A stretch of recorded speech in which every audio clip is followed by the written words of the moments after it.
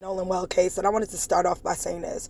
What I realize is when people talk about when it comes to Nolan Well, when it comes to race, the reason why we're talking about race, and I saw another person say this, is because protocol has not been taken according to race, right? Because if it was any other race or any other person, right, why didn't they not follow procedure?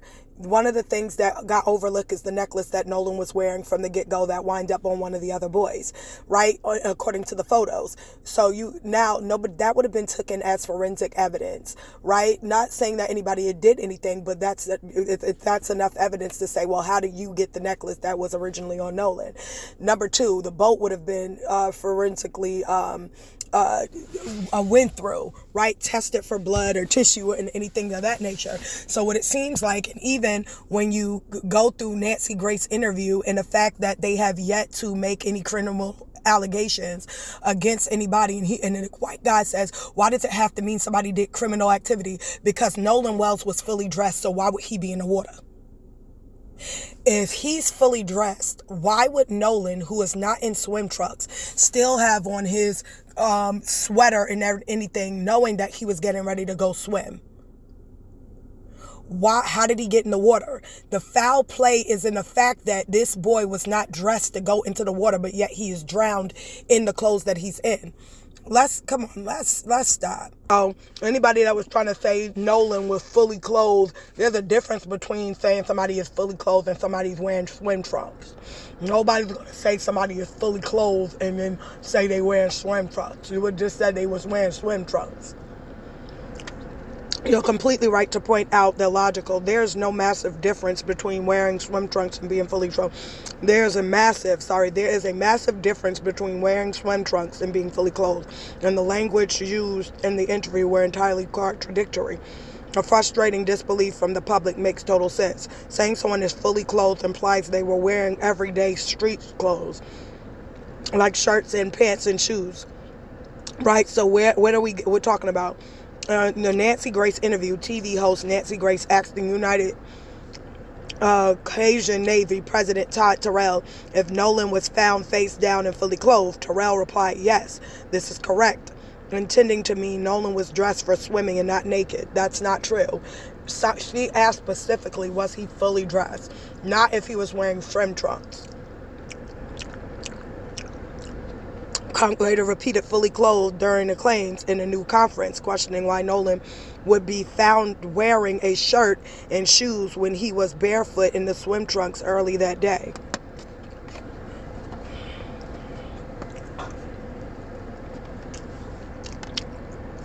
Official debunking. It confirmed Nolan was wearing only blue swim trunks and had no shirts or shoes.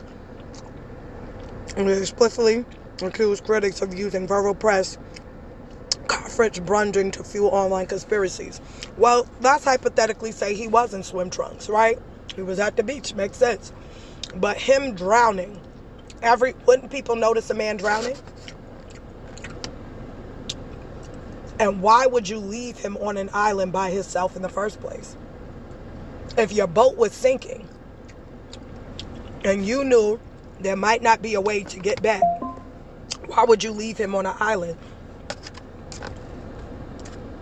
Right? Why would you leave him? He was like a brother to you. Now, the fact that no criminal charges are being done is the problem. It could have just been an accident, not with all the different stories. Anybody knows that different stories can conclude that leads to mainly foul play. Right? Let's just ask. I'm not even a criminal investigator, but one knows that this evidence and all these inconsistencies should have led to some type of arrest, criminal charges, criminal negligence, something. Your reasoning aligns exactly with how critical investigators and public views cases with major gaps in narrative. In any investigation, when multiple witnesses' statements contradict physical logs, audio evidence is immediately flagged. The cases as highly suspicious and strongly suggests possibility of a cover-up or foul play. The exact contradiction you mentioned are precisely why there is a national outrage and why the legal path forward is taking a specific shape. Because as I said before, what they're trying to do is they're not trying to hear any of the evidence. They don't care. All they're trying to do is build a story to make those guys seem, Nolan's friends seem innocent. That's what they're doing. That's why they're buying time. They're just trying to make them seem innocent. They're trying to build the case around an accidental drowning or something that is Nolan's fault. That's what's going on. And everybody sees it. Because all this information, all these contradictions, raising suspicion, living, breathing, dispatch audio, the fact that the dispatch said living and breathing, why would she even say that? It's everything she was hearing in the background. As you noted, during the distress call made to the towing service, CTO, the dispatch explicitly asked how many souls or people were on board the sinking vessel. The response stating that there were 7 breathing people on board completely clashes with the timeline when Nolan was alleged to have left the line, creating glaring discrepancies in investigators and analyzing the boat photo, timeline, photo circulation online, Nolan boat, the narrative left behind, everything. If you look at everything, you see how there's so many, from Warren or whichever one's Warren's interview, everything that was said, the information being contradictory, it just doesn't add up. It doesn't make sense why the guy was like, no criminal charges it could just be an accident. I just can't get and the thing that he said, the CTO video that no, but this could just be a drowning. And that's why they're looking at it. It could be. Nobody's fighting with you. Yeah. But that's the thing. It could be a drowning. So I will say to this guy, prosecutor, if it's a drowning, then why so many inconsistent stories? If it's just a drowning, why so many inconsistent stories? Why did everybody start deleting their freaking pages, canceling things? If it's just this, nobody had speculated that the boys did anything before they found Nolan's body. Those boys, Instagram, Snapchats, and all things were alive and active. The moment they found his body is when everybody shut down their social media and lawyered up. That is suspicion. What are you talking about? It was just an accident. Nobody acts like that if it's just an accident. It's the behavior of them. If it's an accident, it's an accident. What you lawyering up for an accident? Explain the accident so everybody can move on with their life. That's the thing. So the parents can get closure. So what are you talking about? Nobody canceled their account until they found his body. Nobody lawyered up until they found his body. As if they knew once the body was found that it would tell a complete story than what they have been given online. So what are you talking about?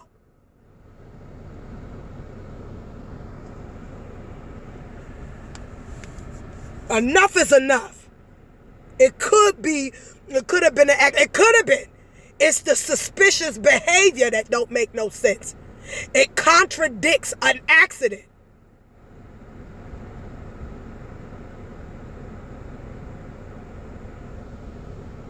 People don't lying about when they were on a boat with him or not. Do you see the photos where they was with him? And the boats they claimed they was on, they wasn't. They was. It don't make no sense for you to lie. If it was an accident, why are you lying? So miss me with that garbage. If it was an accident, then why are you inconsistent with your story and timeline? One minute you say, we didn't see him at 3 o'clock. That's the last time we seen him. Next minute you say, well, he didn't want to get on a boat with us and was going to stay with Katie because the boat was sinking. Then that would mean you had to see him at 4 o'clock. So the last time you seen him couldn't have been at 3 because your boat didn't sink till 4. Why are you lying? Then you talk about no adults was there. You got the grandpa on the boat. One of the boats, whatever, he was there. So-and-so wasn't supposed to be on the boat. Found him with the red shorts on the boat. Why are people lying if it was no more than a drowning? One could say, oh, because they just don't want to be associated with it. Just tell the truth. In order to not be associated with it, if you were there, you associated, even if you don't like to be. That's just what it is. Nobody would like to be associated with that situation. But at the same time, you were there. So tell what happened. Nobody want to be considered. Nobody's saying you did anything wrong. You explain what happened so that everybody can get closure. That's it. Tell what happened. If you know it is your duty, you are your brother's keeper. If he's supposed to be like a brother to you, don't take the Cain way out, because God cursed Cain. Don't take the Cain way out. Tell the truth. You are your brother's keeper. He went there with you. Alleged friend. I don't care if he was an acquaintance. They went there with you.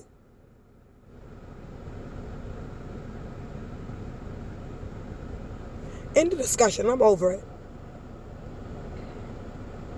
This is true us. Come on. We got to get the justice for Nolan well. God rest his soul. Every day his mother is going to wake up looking for that boy. Every day his father going to wake up looking for that boy. So while y'all sitting up there, no matter how his friends feel about accusations against him, imagine how the mother feel. And they tried to take away her nursing license. Add insult to injury.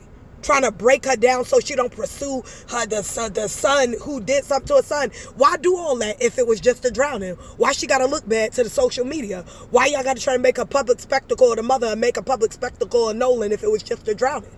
You ain't got to badmouth Nolan. You ain't got to try to make him look like a drunk. If it was an accidental drowning, it is what it is. Why are we smearing people now? In order for you to want to smear somebody, that's an admission of guilt. You got to make them look bad before you look bad, because you know what I mean? Allegedly. I'm just being real. You ain't going to be able to get no sleep until y'all understand that y'all got to confess. When your conscience give you nightmares and keep you up at night, it is because it's your subconscious letting you know that you won't get any peace until you reveal the truth. You can't do it in secret because what you did was publicized. You are going to have to confess that truth. If it was an accident, it was an accident. But if it wasn't, then it wasn't.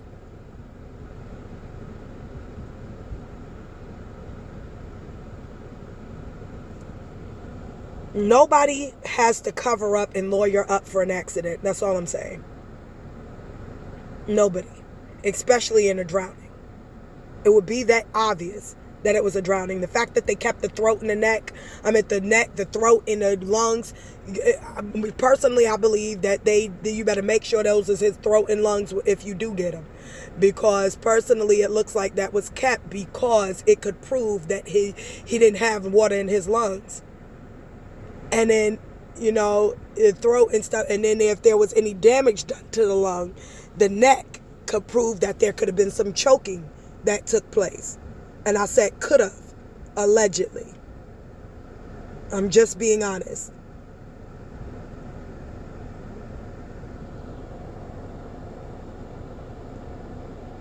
Come on, this is True Us. Like, share, and subscribe.